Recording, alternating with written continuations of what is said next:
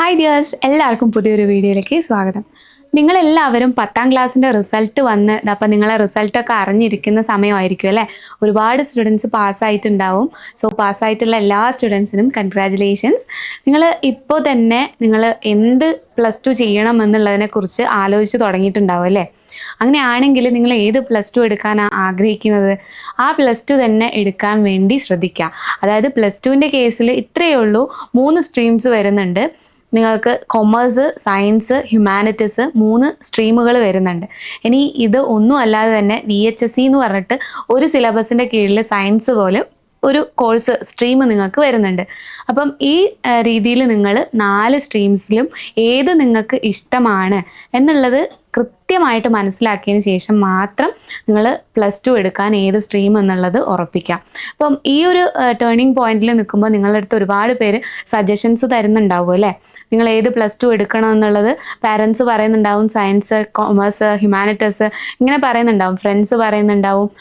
പല ആളുകളും നിങ്ങളുടെ അടുത്ത് പല സജഷൻസ് ആയിരിക്കും പറയുന്നത്. അപ്പോൾ ഇത്തരം ഒരു സാഹചര്യത്തിൽ നിങ്ങൾക്ക് എങ്ങനെ റൈറ്റ് ആയിട്ടുള്ളൊരു ഡിസിഷൻ എടുക്കാമെന്നുള്ളതിനെ കുറിച്ച് പറഞ്ഞു തരട്ടെ. അത് ഇത്രയേ ഉള്ളൂ. നിങ്ങളൊന്ന് ഒറ്റയ്ക്കിരുന്നൊന്ന് ആലോചിക്കുക, നിങ്ങൾക്ക് ഏത് സ്ട്രീമിലേക്ക് പോകാനാണ് കുറച്ചുകൂടെ താല്പര്യമുള്ളതെന്ന്. അതായത് മിസ് ഒരു കാര്യം പറഞ്ഞു തരാം. ഹ്യൂമാനിറ്റീസ് എടുത്തതാണ് ഉണ്ടെങ്കിൽ ഹ്യൂമാനിറ്റീസ് എടുത്തതിന് ശേഷം നിങ്ങൾക്ക് എടുക്കാൻ പറ്റുന്ന ഡിഗ്രികളും പ്രൊഫഷണൽ കോഴ്സിനെ കുറിച്ചിട്ടുള്ള ഒരു ധാരണ ഇപ്പോഴേ നിങ്ങൾക്ക് ഉണ്ടെങ്കിൽ ഹ്യൂമാനിറ്റീസ് എടുക്കാനും അത് പഠിക്കാനും ഉള്ള ഒരു ഇൻട്രസ്റ്റും ഒരു ഇഷ്ടമൊക്കെ നിങ്ങൾക്ക് ഉണ്ടാവുള്ളൂ. അപ്പോൾ ഈ ഒരു അവസരത്തിൽ നിങ്ങളെല്ലാവരും നിങ്ങൾ ഏത് സ്ട്രീം തിരഞ്ഞെടുക്കണം എന്നുള്ളതിനെക്കുറിച്ച് കൃത്യമായിട്ട് ആലോചിച്ച് മനസ്സിലാക്കിയിട്ട് ഒരു തീരുമാനം എടുക്കണം. ഇപ്പോൾ സയൻസ് എല്ലാവരും പറയാറുണ്ട്, ഡോക്ടർ ആവണം, എഞ്ചിനീയർ ആവണം, കളക്ടർ ആവണം, വക്കീലാവണം, അങ്ങനെയൊക്കെ അല്ലേ. അപ്പോൾ ഈ ജോലിയൊക്കെ കിട്ടണമെങ്കിൽ നമ്മൾ അതിൻ്റെ ഇനീഷ്യൽ സ്റ്റെപ്പ് എന്ന് പറയുന്നത്, അതിൻ്റെ ഒരു ടേണിംഗ് പോയിന്റ് നിങ്ങൾക്ക് വന്നിരിക്കുന്നതാണ് ഈ ഒരു 10ാം ക്ലാസ്സിൻ്റെ റിസൾട്ട് വന്നതിന് ശേഷം. നിങ്ങൾ ഏത് +2 എടുക്കുന്നു എന്നുള്ളതിനെ അടിസ്ഥാനപ്പെട്ടിരിക്കും മുമ്പോട്ടേക്കുള്ള കാര്യങ്ങൾ. അപ്പം എത്രയും പെട്ടെന്ന് നിങ്ങൾ ഈ ഒരു സ്ട്രീമുകളെ കുറിച്ചിട്ട് +2ൽ വരുന്ന സയൻസ്, ഹ്യൂമാനിറ്റീസ്, കൊമേഴ്സ് ഈ 3 സ്ട്രീമുകളെ കുറിച്ചിട്ട് നിങ്ങളൊന്ന് അറിഞ്ഞു വെക്കുക. ഇപ്പോൾ ജസ്റ്റ് ഒരു ധാരണ മിസ് തരാം. നിങ്ങൾക്ക് സയൻസ് ആണ് എന്നുണ്ടെങ്കിൽ സയൻസ് റിലേറ്റഡ് ആയിട്ട് നിങ്ങൾ 10ാം ക്ലാസ്സിൽ പഠിച്ചിട്ടുള്ള ഊർജ്ജതന്ത്രം, രസതന്ത്രം ഒക്കെ നിങ്ങൾ കേട്ടിട്ടുണ്ടാവും അല്ലേ. ഈ 10ാം ക്ലാസ്സിൽ പഠിച്ച് ഇപ്പോൾ പാസ്സായി നിൽക്കുമായിരിക്കും. അപ്പോൾ തീർച്ചയായിട്ടും കെമിസ്ട്രി, ഫിസിക്സ്, ബയോളജി, മാത്സ് ഇത്രയും സബ്ജക്ട്സ് ആണ് നിങ്ങൾക്ക് സയൻസിൽ വരിക. ഇനി കൊമേഴ്സ് ആണ് എന്നുണ്ടെങ്കിൽ accountancy, business studies, political science, sociology, common paper ആണ്, ഇംഗ്ലീഷ്, മലയാളം ഇത്രയും സബ്ജക്ട്സ് ആയിരിക്കും വരുന്നുണ്ടാവുക. ഇനി ഇതല്ല ഹ്യൂമാനിറ്റീസ് ആണ് എന്നുണ്ടെങ്കിൽ ഹിസ്റ്ററി, സോഷ്യോളജി, പൊളിറ്റിക്കൽ സയൻസ് ഇതാണ് മെയിനായിട്ട് വരുന്നത്. പിന്നെ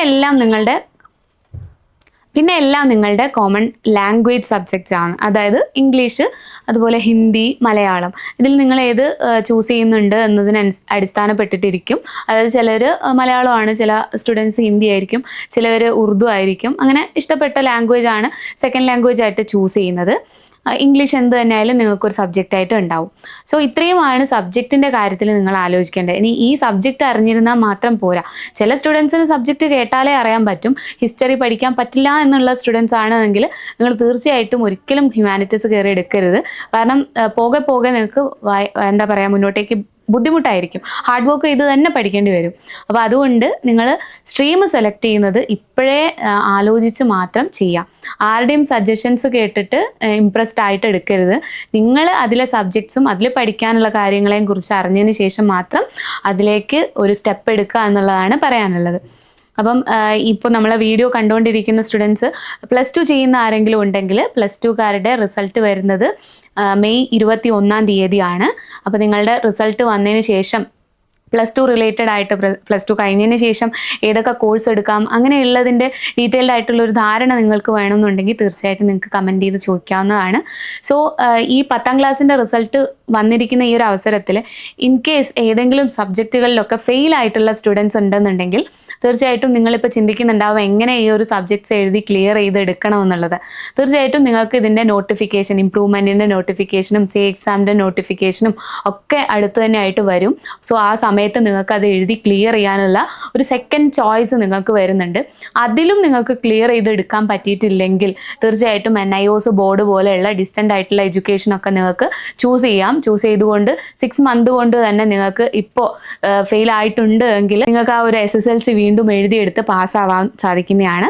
അപ്പോൾ ഒന്നും ഒരു തടസ്സമല്ല. നിങ്ങൾ ക്ലിയർ ആയിട്ട് ചിന്തിക്കുക, എല്ലാത്തിനെ കുറിച്ചും ഒരു ധാരണ കിട്ടിയതിന് ശേഷം മാത്രം ഒരു ഡിസിഷൻ എടുക്കുക. സോ പാസ്സായിട്ടുള്ള എല്ലാ സ്റ്റുഡൻസിനും ഒരിക്കൽ കൂടി കൺഗ്രാജുലേഷൻസ് പറയാണ്. അടുത്തൊരു ഇൻഫോർമേറ്റീവ് വീഡിയോ ആയിട്ട് കാണാം. താങ്ക്